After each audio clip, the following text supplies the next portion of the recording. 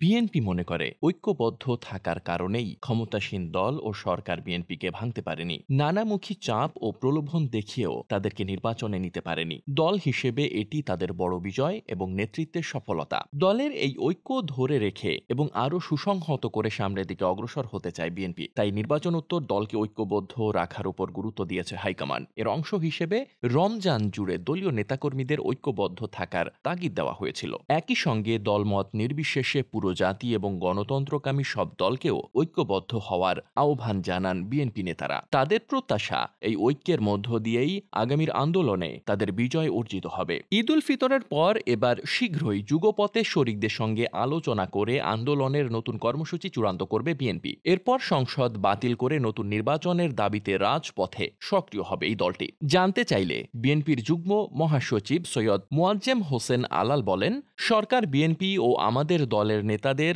নির্বাচনে নিতে কম চেষ্টা করেনি, তবে আমরা ঐক্যবদ্ধ থাকার কারণে তাদের সব চেষ্টা ব্যর্থ হয়েছে। রমজান জুড়ে দেশব্যাপী ইফতার মাহফিলে ঐক্যের উপর গুরুত্ব দেওয়া হয়। এখানে বহুবিধ ঐক্যের কথা বলা হয়েছে। দলের অভ্যন্তরীণ ঐক্য যেমন রয়েছে, তেমনি স্বজন বন্ধু তথা যুগপথে শরিকদের সঙ্গে ঐক্য রয়েছে। সরকারের পদত্যাগ ও নির্দলীয় তত্ত্বাবধায়ক সরকারের অধীনে নির্বাচনের এক দফা দাবিতে বিএনপি সহ যুগপথের মিত্ররা 1 বছরের বেশি সময় ধরে আন্দোলন করলেও চূড়ান্ত সফলতা আসেনি। বরং তাদের বর্জন ও আন্দোলনের মধ্যে অনুষ্ঠিত দ্বাদশ সংসদ নির্বাচনে নিরঙ্কুশ জয়ের মধ্য দিয়ে টানা চতুর্থবারের মতো সরকার গঠন করে আওয়ামী লীগ। এ ঘটনায় সারা দেশের নেতাকর্মীদের মধ্যে এক ধরনের হতাশা ভর করে। নেতাকর্মীদের সেই হতাশার বৃত্ত থেকে বের করে আনতে এবং ঝিমিয়ে পড়া সংগঠনকে চাঙ্গা করতে নির্বাচনের পর 3 মাস ধরে নানাভাবে প্রচেষ্টা চালাচ্ছে বিএনপি।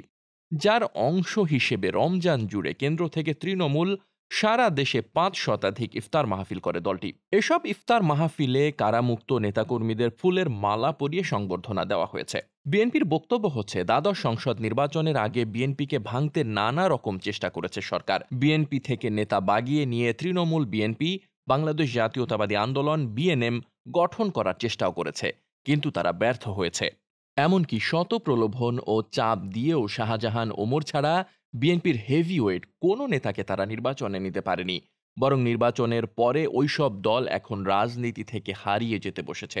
দলটির মূল্যায়ন ঐক্যবদ্ধ থাকার কারণেই নির্বাচন ঘিরে বিএনপিকে নিয়ে সরকারের সব পরিকল্পনা ভেস্তে গেছে।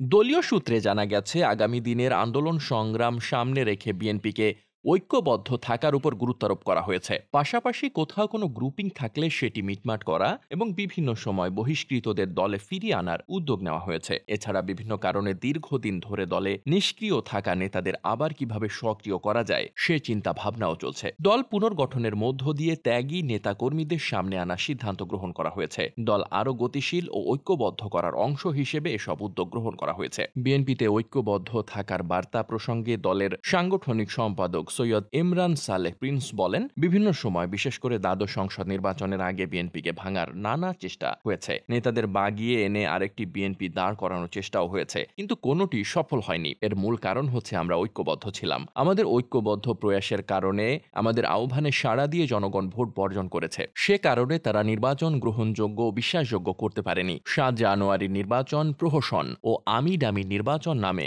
দেশে বিদেশে সব জায়গায় চিহ্নিত হচ্ছে। এই ঐক্য আমাদের বজায় রাখতে হবে, আরও জোরদার করতে হবে। আমরা আশাবাদী যে আগামীতে এই ঐক্যের মধ্য দিয়ে আমাদের বিজয় অর্জিত হবে। Desk report, বার্তাবাজার।